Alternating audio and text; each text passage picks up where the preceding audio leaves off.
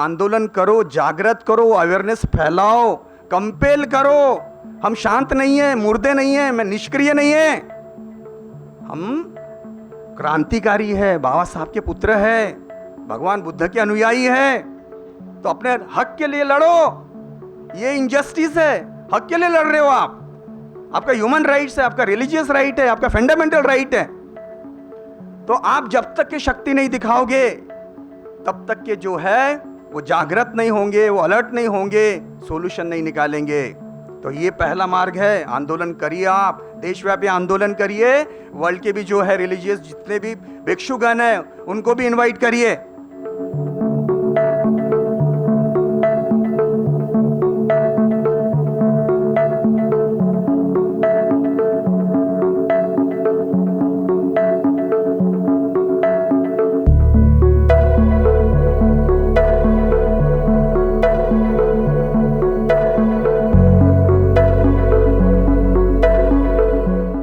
महाबोधि महाविहार बौद्धों का कब होगा?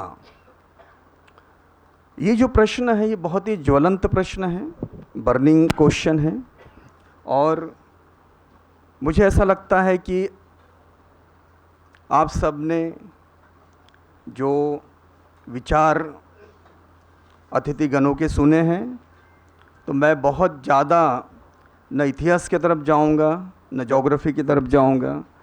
और सारे जो आपने संघर्ष किए हैं, जो आंदोलन किया है, उस पर तो बहुत सारा प्रकाश जो है अभी डाला गया है।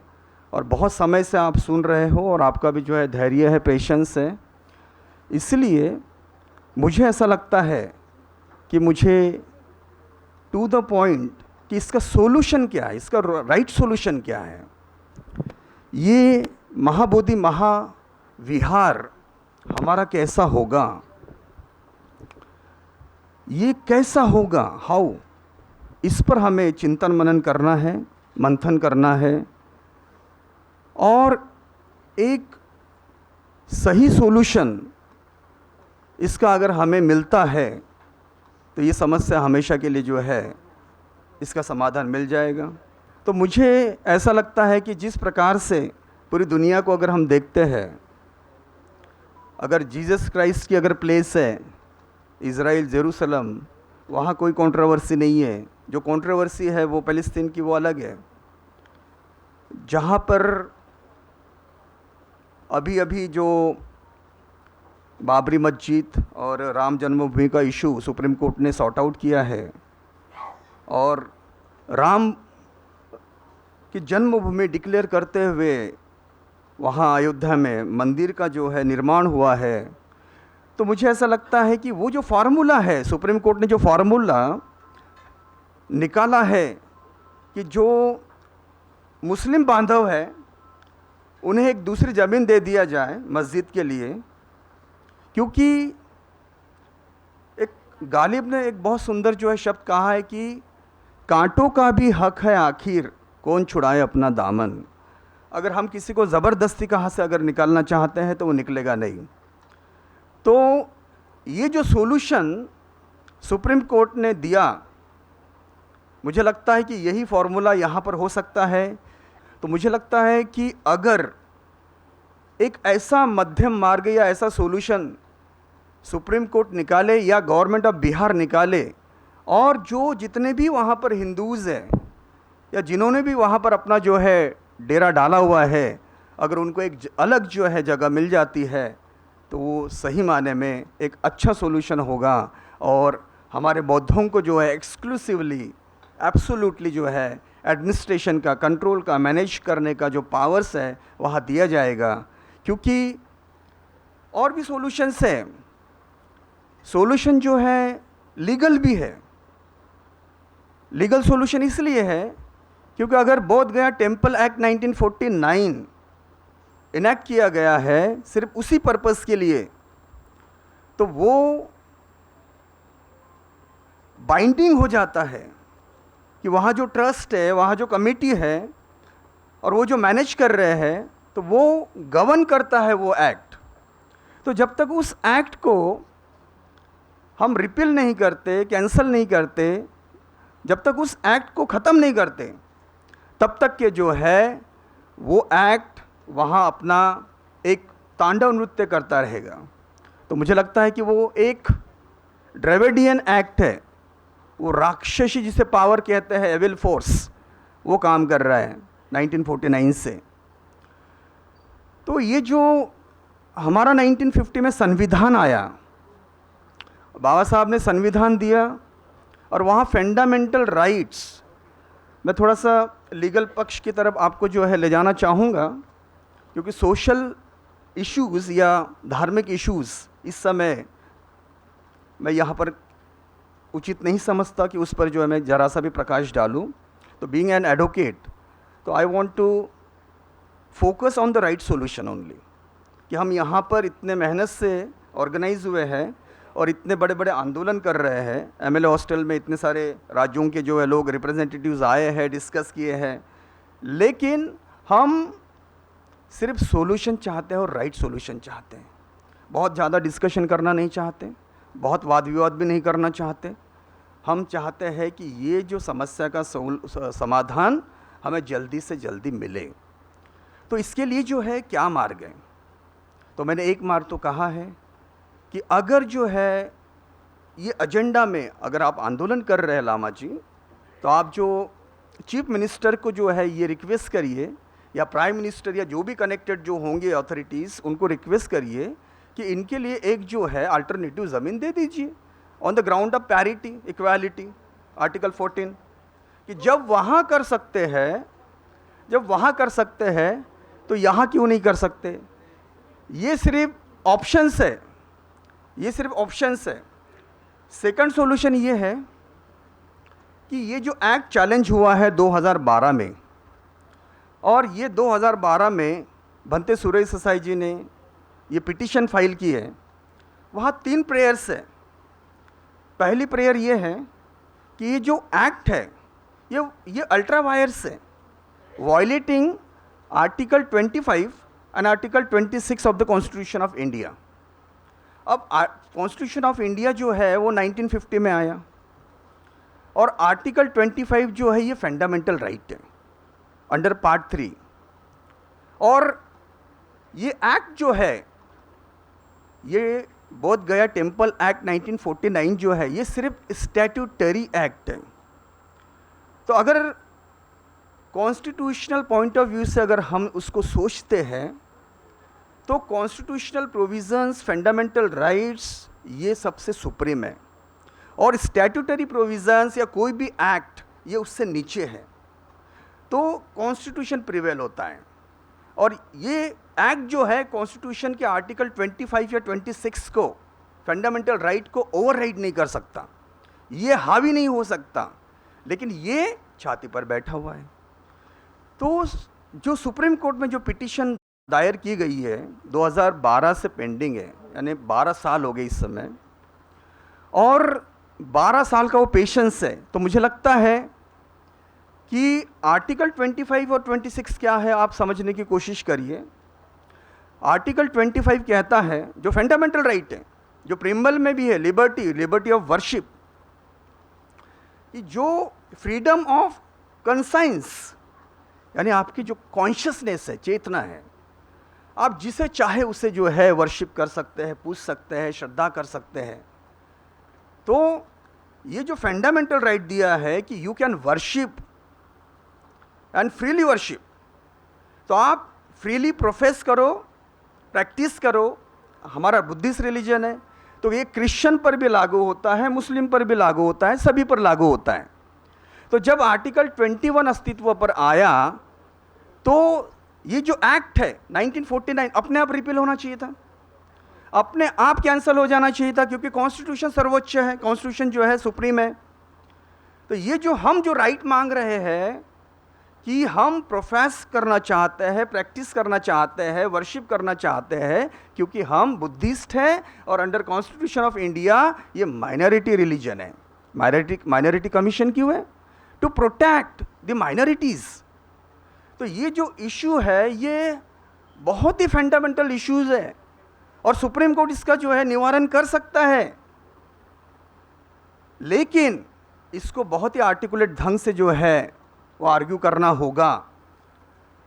आर्टिकल 26 भी बहुत जो है सिंपल है कि आपके जो अफेयर्स है, रिलीजियस अफेयर्स है, आप जो है उसको मैनेज करो, कंट्रोल करो, आप खुद करो exclusively. You are the exclusive, you are having the exclusive power being Buddhist.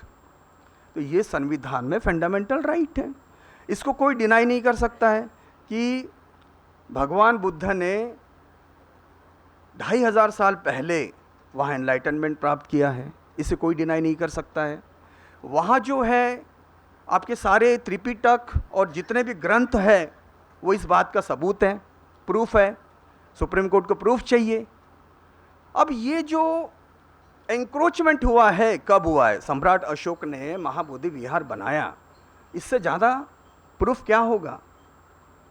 तो ये जो एंक्रोचमेंट हुआ है, ये इस कंसेप्ट पर कि भगवान बुद्ध जो है विष्णु के अवतार है, ये कब हुआ है, कैसे हुआ है, इसका अस्तित्व क्या है, इसका फाउंडेशन क्या है, ये सारी जो बातें जो है, जो हिस्ट्री जो है, हमें सुप्रीम कोर्ट को बतानी होगी। सुप्रीम कोर्ट से सॉल्यूशन निकल सकता है, अगर अयोध्या का निकल रहा है तो यहाँ से भी निकल सकता है। तो मुझे ऐसा लगता है कि ये जो आर्टिकल 25 और आर्टिकल 26 है जो बाबा साहब ने दिए हैं हमें, ये बहुत ही जो है हमें प्रोटेक्ट करेंगे और उस एक्ट को जो है रिपील कर सकते हैं।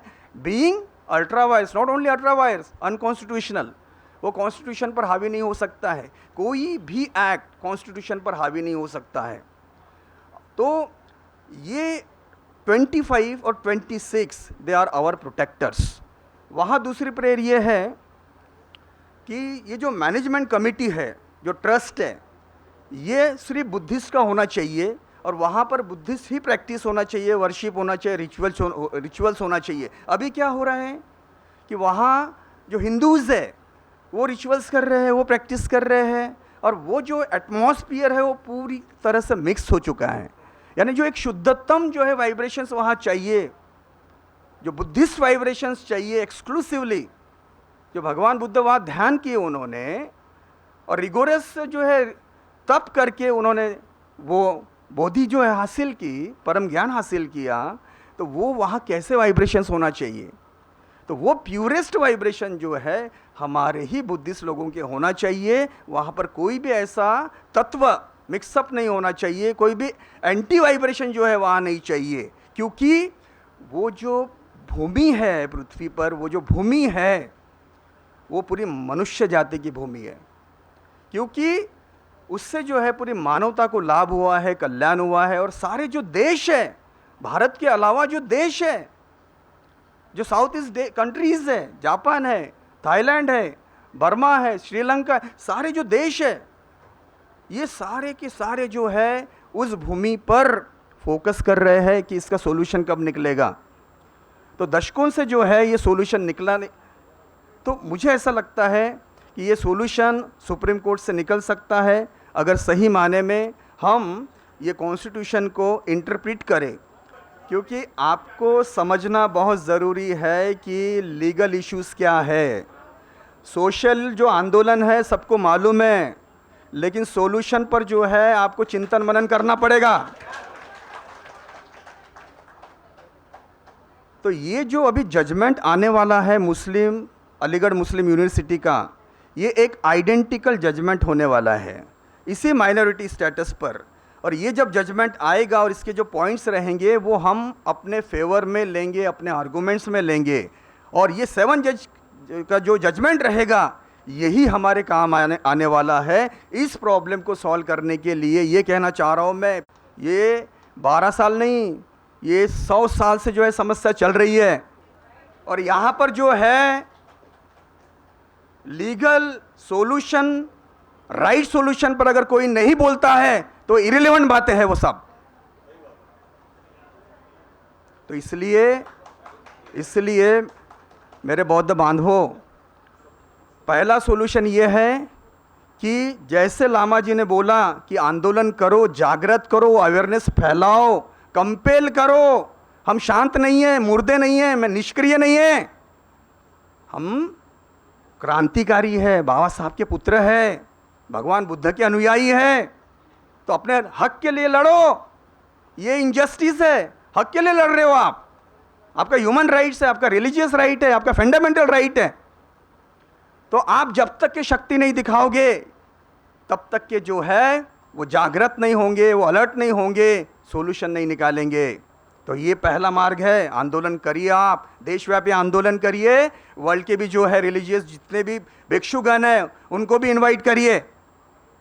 दूसरा जो सॉल्यूशन बताया मैंने कि संविधान बाबा साहब का ही काम करेगा, आर्टिकल 25, 26। सुप्रीम कोर्ट में जो आर्गुमेंट्स हुए होंगे, मुझे नहीं मालूम क्या आर्गुमेंट्स हुए हैं, लेकिन हम पिटीशन को अमेंड करने की ज़रूरत है। पढ़ने के बाद में मुझे ऐसा लगा कि उस पिटीशन में अमेंड करने की ज़रूरत है, और ये जो लेटेस्ट जजमेंट आएगा वो हमारा हथियार बनेगा। सोशल, आप कितना भी आंदोलन करो, कंट्रोलिंग पावर गवर्नमेंट का है, पार्लियामेंट का है, वो आपको नहीं सुनने वाले, लेकिन कॉन्स्टिट्यूशन आपके फेवर में बोलेगा, तो आपको कॉन्स्टिट्यूशनल सॉल्यूशन निकालना है। तीसरा सॉल्यूशन जो है, मैं ये कहना चाह रहा हूं कि जो लेजिस्लेटिव लोग हैं, जो पार्लियामेंट्रियंस हैं हमारे, जो बुद्धिस्ट कहलाते हैं, जय भीम वाले हैं ऑल ओवर इंडिया में, आप उनको ऑर्गेनाइज करो और वो पार्लियामेंट को अमेंडमेंट करने के लिए बोलो या एक्ट को रिपील करने के लिए बोलो, सब होता है। लेकिन उतनी शक्ति, उतना आंदोलन वो आपको जागृत करना पड़ेगा, तब जाकर ये जो है समस्या का समाधान मिलेगा। समस्या का समाधान जो है, कहते हैं कि कोई भी दर्द हो, कोई भी मर्ज हो, कोई भी समस्या हो, उसका समाधान है, लेकिन आपको राइट तरीके से जाना पड़ेगा, राइट सॉल्यूशन ढूंढना पड़ेगा। अदरवाइज आपको जाना है अमेरिका और आप पहुंच गए इंग्लैंड, ऐसा नहीं होना चाहिए। रास्ता सही चुनो। तो ये जो 3 रास्ते जो मुझे दिख रहे हैं, वही मैं बोल रहा हूं कि आप उस पर फोकस करो, चिंतन मनन करो, उस पर मेहनत करो। हर एक की रिस्पॉन्सिबिलिटी है, लाइबिलिटी है, दायित्व है। अब बाबा साहब के अनुयायी हो, बाबा साहब ने क्यों दिया हमें ये बौद्ध धाम? सिर्फ शो केस के लिए नहीं, आचरण के लिए दिया है। तो मुझे ऐसा लगता है कि मेरी बात आपने अच्छी तरह से समझ लिए होंगे, लेकिन बात समझने के लिए मैं यहाँ नहीं हूँ। मैं एक एडवोकेट हूँ, घंटों आर्गुमेंट्स करता हूँ, 5-10 मिनट में मेरा काम नहीं चलता। तो बात समझने के लिए आप नहीं हो यहाँ, सॉल्यूशन लाने में आप क्या मेहनत करोगे, पुरुषार्थ करोगे, क्या एक्शन लोगे, कैसे ऑर्गेनाइज करोगे लाखों लोगों को, ये जिम्मेदारी आपकी है। और अगर ये जिम्मेदारी जो है अगर आप नहीं निभाते हो, तो मुझे लगता है कि यहाँ पर भी आप निष्क्रिय हो। Sorry to say that. तो निष्क्रिय नहीं होना है, सक्रिय होना है, और इस आंदोलन को अभी बुझने नहीं देना है। ये मशाल जो जलाई है अभी फिर से, इसको बुझने नहीं देना है। और जब तक कि आपको सक्सेस नहीं मिले, विजय नहीं मिले, तब तक रुकना नहीं, तब तक थकना नहीं, तब तक मरना भी नहीं।